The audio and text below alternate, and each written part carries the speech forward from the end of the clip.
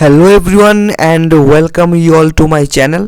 তো আমার চ্যানেলে আমি সবাইকে স্বাগত জানাচ্ছি, আমার সমস্ত সাবস্ক্রাইবারদের। এবং আজকে আমরা যেই গুরুত্বপূর্ণ টপিকটা নিয়ে আমি তোমাদের সাথে চলে এসেছি সেটা হচ্ছে কনস্টিটিউশন অফ ইন্ডিয়া। তো এটা কিন্তু বন্ধুরা একটা ভেরি ইম্পর্টেন্ট টপিক। তো কনস্টিটিউশনের উপর এখন অবধি আমার চ্যানেলে কোনো রকমের ভিডিও আমি আপলোড করতে পারিনি। তো this is the very first video on this particular topic. তো আজকে তোমরা আমার থাম্বনেলে দেখতে পাচ্ছ যে কি লিখেছি, basic known facts about constitution of India. তো আজকে যে ভিডিওটা হবে সেটা একটু ইন্টারেস্টিং হবে, এবং আজকের এই ভিডিওতে আমরা সংবিধানের কিছু নোন ফ্যাক্টসগুলো আমরা আলোচনা করব, ঠিক আছে? তো কনস্টিটিউশন একটা অনেক বড় টপিক, তো এটার জন্য পার্টিকুলার একটা ক্লাসে সম্ভব না শেষ করা, তো অনেকগুলো ক্লাসেস কনস্টিটিউশনের উপর আসবে। তো this is a very first class on constitution, এবং সংবিধানের উপর কিছু বেসিক নোন ফ্যাক্টস বা বেসিক জিনিসগুলো নিয়ে আজকের এই ভিডিওটা। তো ভিডিওটা শেষ অবধি দেখবে, কাইন্ডলি স্কিপ করবে না, এবং চ্যানেলটা সাবস্ক্রাইব করতে কিন্তু বন্ধুরা ভুলবে না। বেল আইকনটাকে কিন্তু তোমরা কেউ ক্লিক করছো না, না হলে কিন্তু আমার ভিডিওটা তোমরা সাথে সাথে পাবে না। তো কাইন্ডলি বেল আইকনটাকেও ক্লিক করে রাখবে। তো সবচেয়ে প্রথম যেটা আমাদের জানতে হবে যে what is constitution of India. তো ভারতের সংবিধান বলতে আমরা কি বুঝি, কনস্টিটিউশন অ্যাকচুয়ালি কি? তো এটার উত্তর আমরা এটাই বলতে পারবো যে constitution of India is A supreme legal document of India. এটা ভারতের সবথেকে বড় একটা লিগ্যাল ডকুমেন্ট, যেটার বেসিসে পুরো ভারতের বিভিন্ন রকমের কার্যকলাপ সংগঠিত হয়ে থাকে। অ্যাডমিনিস্ট্রেশন থেকে শুরু করে each and every aspects of our daily life, it has to be written in the constitution or it has to be in the article. Okay, the document lays down the framework that demarcates fundamental political code, structure, procedures, powers and duties of government institution, and sets out fundamental rights, directive principles and the duties of citizens. It is the longest written national constitution in the world. তো একটা আমাদের সংবিধানের মধ্যে পুরো কি আছে, আমাদের পুরো সিস্টেমটাকে কীভাবে সাজানো হবে, কারো কী রাইটস থাকবে, কী অধিকার থাকবে, সরকারি কী কাজ থাকবে, এই সব কিছু এখানে সাজানো আছে। এবং ভারতের যে সংবিধানটা কী বলছে, এটা হচ্ছে পৃথিবীর সর্ববৃহৎ রিটেন ন্যাশনাল কনস্টিটিউশন, ঠিক আছে? তো পৃথিবীর সর্ববৃহৎ একটা রিটেন সংবিধান হচ্ছে আমাদের ভারতের এই সংবিধানটা। The constitution was adopted by the constituent assembly of India on 26 November 1949। তো আমাদের এই সংবিধানটাকে কবে অ্যাডপ্ট করা হয়েছিল? 26 November 1949, and became effective on 26 জানুয়ারি 1950, এবং এটা এফেক্টিভ হয়েছিল 26 জানুয়ারি 1950। তো এই কারণে এভরি ইয়ার 26 নভেম্বর আমরা কি পালন করি? এভরি ইয়ার আমরা 26 নভেম্বর আমরা পালন করি কনস্টিটিউশন ডে। ওকে, অনেকবারই পরীক্ষাতে আমাদের আসে যে when do we observe constitution day in India? তো 26 নভেম্বর আমরা কনস্টিটিউশন ডে অবজার্ভ করে থাকি, এবং 26 জানুয়ারি আমাদের এটা সংবিধান এফেক্টিভ হয়েছে, এবং অবশ্যই 26 জানুয়ারিতে আমরা রিপাবলিক ডে সেলিব্রেট করি। The constitution replace the government of India act 1935 as the countries fundamental governing document, and the dominion of India became the Republic of India. তাহলে আমাদের যে সংবিধানটা এটা কোন লকে রিপ্লেস করেছে? এটা রিপ্লেস করেছে government of India act 1935। Government of India 1935কে রিপ্লেস করে আমাদের সংবিধানটাকে কার্যকর করা হয়েছে। The constitution declares India sovereign, socialist, secular and democratic republic, assure its citizens justice, equality and liberty and endeavors to promote fraternity। তো আমাদের সংবিধানে আমাদেরকে সোশ্যালিস্ট, সেকুলার এবং ডেমোক্রেটিক রিপাবলিক বলা হয়েছে, এবং আমাদের নাগরিকদের স্বাধীনতা, অধিকার, জাস্টিস, ইকুয়ালিটিকে এটা রক্ষা করবে, সেটা কথা আমাদের সংবিধানে বলা হয়েছে। তো এক নজরে এটা হচ্ছে আমাদের সংবিধানের একটা ছোটো মোটো একটা ডেসক্রিপশন। এবার দেখেন ব্যাকগ্রাউন্ড। তো সংবিধানটা যে তৈরি করা হয়েছিল তার পিছনে কি মূল জিনিসগুলো ব্যাকগ্রাউন্ডে কাজ করেছিল সেটা আমরা একটু এখানে দেখে নেব। তো প্রত্যেকটা টপিকের মধ্যে কিন্তু ইম্পর্টেন্ট কিন্তু জিকে রয়ে গেছে। তো ভিডিওটা দেখবে, এবং পিডিএফটা অবশ্যই তোমরা পেয়ে যাবে, সেটা নিয়ে কোনো চিন্তা নেই। বাট আগে ভিডিওটা দেখে নেবে, দেন পিডিএফটা বললে তোমাদেরকে বুঝতে অনেকটা সুবিধা হবে। তো কি বলছে, in 1928 the all parties conference convened a committee in Lucknow to prepare the Constitution of India, which was known as the Nehru Report। তো Constitution of India কি নাম প্রথম জানতাম নেহেরু রিপোর্ট ছিল, এবং এটাকে প্রথম লখনৌয়ে অল পার্টি কনফারেন্সের মধ্যে এটাকে প্রিপেয়ার করা হয়েছিল যে সংবিধানটা ভারতে বানাতে হবে, এবং নেহেরুর উপরে চাপ ছিল এবং উনি এই রিপোর্টটা তৈরি করেছেন বলে এটাকে নেহেরু রিপোর্ট বলা হয়েছিল। তারপর সর্বপ্রথম এটা নিয়ে দাবি উঠে কবে 1928 যখন অল পার্টি কনফারেন্স হয়েছিল কোথায়, লখনৌতে। With the exception of scattered French and Portuguese exclaves, India was under the British rule from 1858 and 1947. তো ফ্রেঞ্চ এবং পর্তুগিজের কিছু কিছু জায়গা ছাড়া পুরো ভারতবর্ষের মধ্যে ব্রিটিশরা শাসন ছিল 1858 থেকে কবে 1947 অবধি, ঠিক আছে। From 1947 to 1950, the same legislation continued to be implemented as India was dominion of United Kingdom for these 3 years, as each princely state was convinced by Sardar Patel and V.P. Menon to sign the Articles of Integration with India, and the British government continued to be responsible for the external security of the country. তো ভারত তো 1858 থেকে 1947 মধ্যে British শাসন ছিল। 1947 যখন দেশ স্বাধীন হয় তখন 50 অবধি ভারতের এই শাসন কার্যকাল কিন্তু ইউনাইটেড কিংডমের সরকারি দেখাশোনা করেছিল, এবং আস্তে আস্তে ভারতের যে হোম মিনিস্টার সর্বপ্রথম সর্দার প্যাটেল, বিপি মেনন ওরা মিলে ভারতবর্ষের যে রাজ্যগুলোকে যাতে ভারতের সাথে যুক্ত হয় তার জন্য ওরা বিভিন্ন ধরনের ওদের রাজ্যগুলি কনভিন্স করছিল বা বিভিন্ন ধরনের স্ট্র্যাটেজি করছিল, যেরকম জম্মু কাশ্মীর থেকে শুরু করে হায়দ্রাবাদ, আমাদের ত্রিপুরা, সবগুলো রাজ্য কিন্তু আগে প্রিন্সলি স্টেট ছিল। প্রিন্সলি স্টেট বলতে এখানে রাজাদের রাজ ছিল। তো যেহেতু দেশ স্বাধীন হয়ে গেছে এবং রাজতন্ত্র আমাদের বন্ধ হয়ে গেছে, তো সেটার জন্যই বলা হচ্ছে এখন আমরা প্রত্যেকটা স্টেট একত্রিত হয়ে একটা বড় একটা রাজ্য, একটা দেশ তৈরি করব। এবং সেই পয়েন্ট অফ ভিউতে সর্দার পটেল এবং ভিপি মেনন গেছিল বিভিন্ন জায়গায়, স্পেশালি হায়দ্রাবাদ, জম্মু কাশ্মীর এবং আরও অন্যান্য ওদের রাজ্যের যে হেড অফ দ্য স্টেট আছে ওদের সাথে কথা বলছিল যাতে সবাই ভারতে যুক্ত হয় এবং ব্রিটিশরা যাতে ভারত থেকে তৃণমূলে ভারত থেকে যেতে পারে। বিকজ যদি আমাদের দেশের মধ্যে যদি আমরা ইউনিটি না আনতে পারি, সমস্ত রাজ্যগুলি যদি একসাথে কাজ না করতে পারে, তাহলে ব্রিটিশরা আমাদের দেশের মধ্যে থেকে কিন্তু তারা সেভাবে আমাদের কাজ করতে দেবে না। এবং তার জন্য কিন্তু আগে কি বলা হয়েছিল, ইউনিটি ইন ডাইভার্সিটি, আমাদেরকে সবার মধ্যে ভারতের সবগুলো রাজ্যের মধ্যে একটা ইউনিটি আনতে হবে। যদি আমরা ইউনিটি আনতে পারি, সবাই একত্রিত হয়ে কাজ করতে হবে, তাহলে ব্রিটিশ আমাদেরকে আর কিছু করতে পারবে না এবং আলটিমেটলি আমরা ট্রু সেন্স স্বাধীনতা পাবো। তো তার জন্য যতদিন অবধি ভারত নিজের পায়ে সক্ষম হয় ততদিন কিন্তু ব্রিটিশ গভর্নমেন্ট চালিয়েছিল, এবং এক্সটার্নাল সিকিউরিটিও ব্রিটিশ গভর্নমেন্ট ভারতকে দিয়েছিল টিল দ্য ইয়ার 1950। আমরা যে 1951-52 প্রথম জেনারেল ইলেকশন হয়েছিল, অ্যান্ড দেন আলটিমেটলি সরকার গঠন কিন্তু হয়েছিল। Das the constitution of India repeal the Indian independence act 1947 and government of India 1935, যে অ্যাক্টগুলোকে ভারতের সংবিধান রিপিল বা রিপ্লেস করেছিল।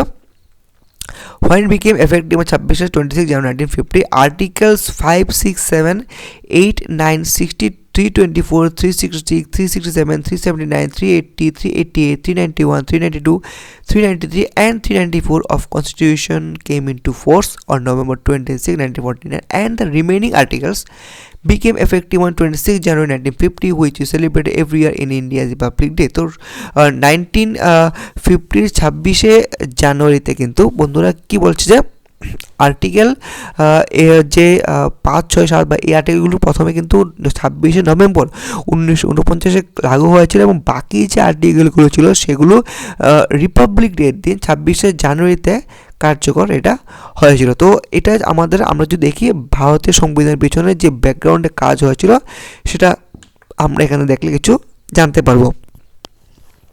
তো এবার আমরা দেখে নেব এক নজর সেলিয়েন্ট features of the Indian constitution, ভারতের সংবিধানের কিছু গুরুত্বপূর্ণ বৈশিষ্ট্য।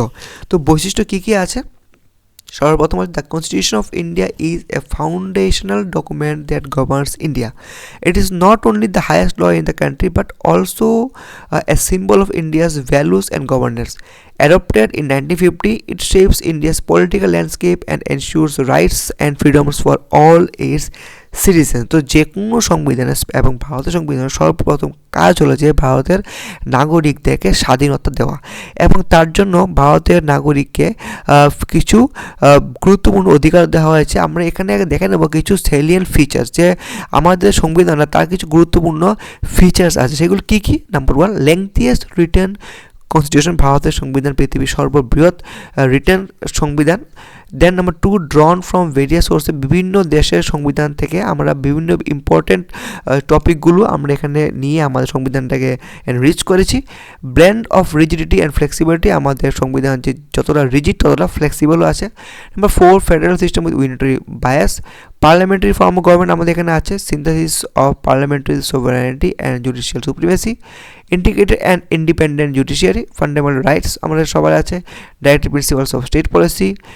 ফান্ডামেন্টাল ডিউটিসও আছে। Secular state, universal adult franchise, single citizenship, independent bodies, emergency provisions, 3-tier government, cooperative society. এই সবগুলো যদি আমরা লাগু করতে পারি তাহলে আমাদের দেশে একটা ট্রু সেন্সে আমাদের পুরোপুরি ফ্রিডম আমরা পাবো, এবং তার জন্যে সংবিধানটাকে আমাদের দেশে কার্যকর হয়েছে। এবং এই যে 17টা ফিচার্স সংবিধানের মধ্যে অ্যাড করা হয়েছে বলে ইন্ডিয়ার সংবিধান পৃথিবীর সর্ববৃহৎ এবং সর্বোচ্চ সর্বসুন্দর একটা সংবিধান। তো এক নজরে আমরা বন্ধুরা সোর্সেস অফ ইন্ডিয়ান কনস্টিটিউশন দেখে নেব। আমাদের যে সংবিধানটা যে আনা হয়, যেটা আমি এক্ষুনি বললাম, যে বিভিন্ন দেশের ইম্পর্টেন্ট ফিচার্সগুলোকে আমরা এখানে একত্রিত করতে পেরেছি। তো কি বলছে, the source of Indian constitution are diverse from government of India 1935 and to global influence like British, American, French, Canada, Irish constitution. বিভিন্ন কনস্টিটিউশনতে আমরা আছে। যদি আমরা এখানে দেখি মিডলে দ্য কনস্টিটিউশন অফ ইন্ডিয়া আছে, তো আমরা গভর্নমেন্ট অফ ইন্ডিয়া 1935 থেকে India federal scheme, administrative detail, supreme court, public service commission, governor central agent, তো এইগুলো আমরা গভর্নমেন্ট অফ ইন্ডিয়া অ্যাক্টে ছিল, তো সেখান থেকে আমরা সংবিধান নিয়ে এসেছি। এবং ব্রিটিশ কনস্টিটিউশন সংবিধান থেকে আমরা কি এনেছি, parliamentary form and collective responsibility, rule of law, single citizenship, prerogative rights, এটা আমরা ব্রিটিশ সংবিধান থেকে এনেছি। ইউএসএ থেকে আমরা কি নিয়ে এসেছি, fundamental rights, impeachment process, judicial review, এগুলো আমরা ইউএসএ থেকে নিয়ে এসেছি।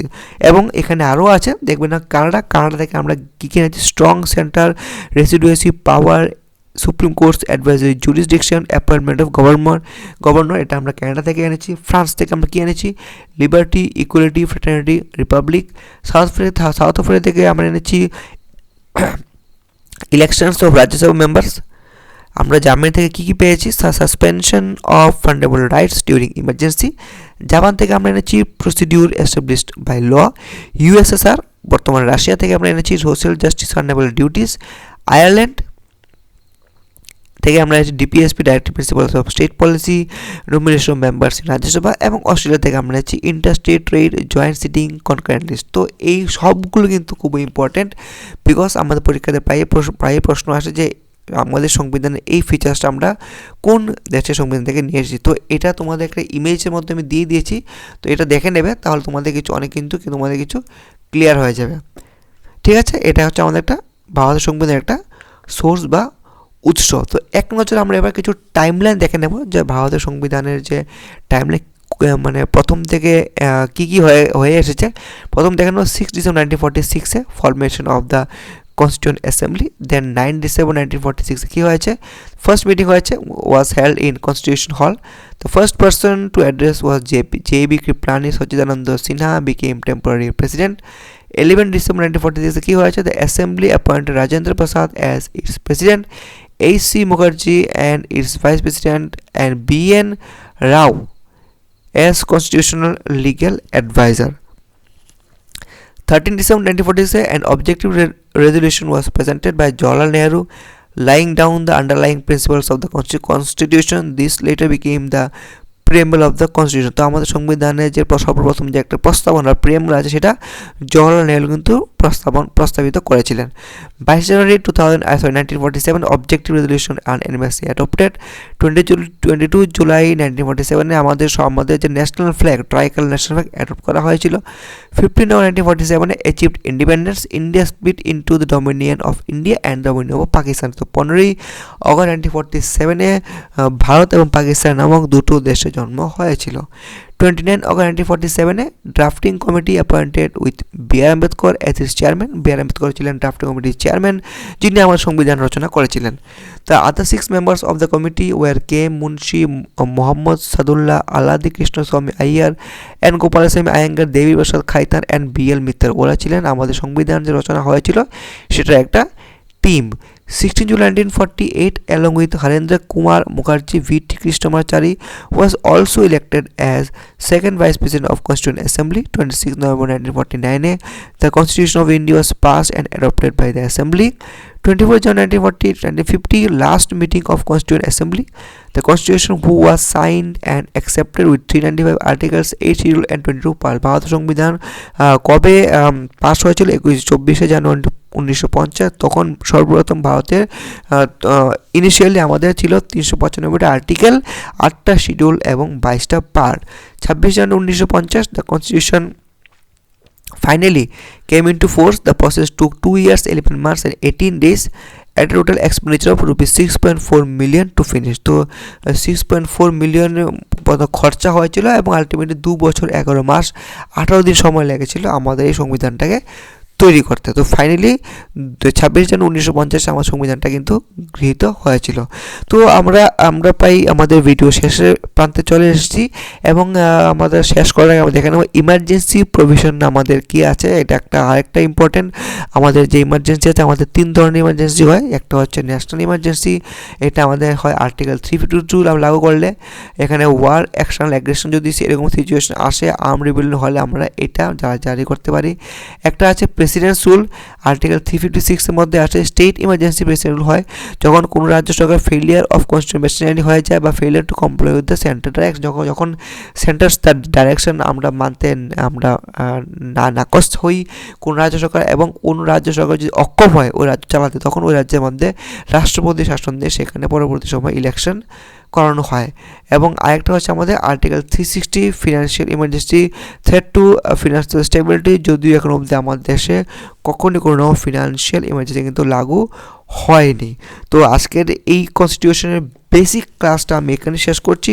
কনস্টিটিউশনের উপর আমার আরও ভিডিওস আসবে, তো সেই ভিডিওসগুলো যদি পেতে চাও, ফ্রি অফ কস্ট পিডিএফ নিতে চাও, কাইন্ডলি আমার এই চ্যানেলটা সাবস্ক্রাইব করে রাখো এবং বেল আইকনটাও ক্লিক করে রাখতে হবে। ঠিক আছে? তো আবার দেখা হচ্ছে আমার পরবর্তী ভিডিওতে। ক্লাসটা কীরকম লাগলো তোমরা অবশ্যই কমেন্ট করে জানাবে। So bye bye guys and take care.